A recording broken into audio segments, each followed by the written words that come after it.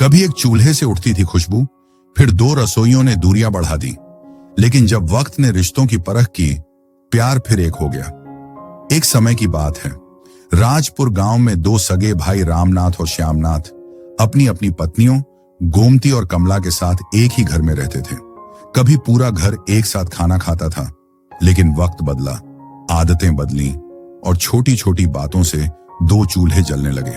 अब आंगन एक था, पर रसोई अलग। रिश्तों में कड़वाहट नहीं थी, बस दूरियां बढ़ गई थीं। तभी एक दिन हादसा हो गया। रामनाथ खेत से लौटते समय बैलगाड़ी से गिर गया। सर में चोट लगी और हालत नाजुक हो गई। गोमती रात दिन अस्पताल के चक्कर काटने लगी। इलाज महंगा था, पैसे खत्म होने लगे। भाभी होने के बावजूद कमला से मदद मांगने की हिम्मत नहीं हुई।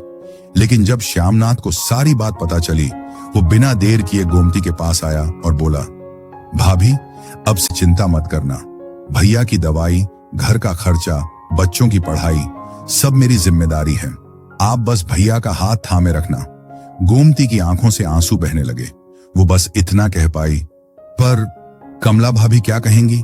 तभी पीछे से कमला की आवाज आई, अब एक रसोई से दो घर चलेंगे भाभी, भाई ही तो है हमारा, और ये वक्त हमारा इम्तिहान है। अस्पताल के दिनों में पूरा घर एक हो गया। सभी ने मिलकर घर और रामनाथ दोनों को संभाला। उस दिन से कमला रोज अपने हाथ से खाना बनाती और गोमती के हाथ में टिफिन देकर अस्पताल भेजती। कुछ महीनों बाद रामनाथ स्वस्थ होकर घर लौटे और देखा, वही घर, वही आंगन, लेकिन अब फिर से एक चूल्हा जलता था। निष्कर्ष, परिवार का मतलब सिर्फ साथ रहना नहीं, बल्कि एक दूसरे के लिए खड़ा रहना होता है। कभी कोई गिरे तो दूसरा थाम ले। यही रिश्ता, यही घर की असली नींव है।